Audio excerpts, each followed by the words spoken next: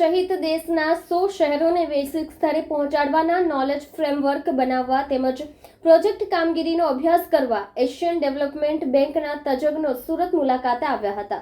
Diamond city અને textile hub તરીકે જાણીતું સુરત શહેર હવે ઇન્ફ્રાસ્ટ્રક્ચર ક્ષેત્રે પણ દેશ વિદેશના શહેરોનું ધ્યાન ખેંચી રહ્યું છે।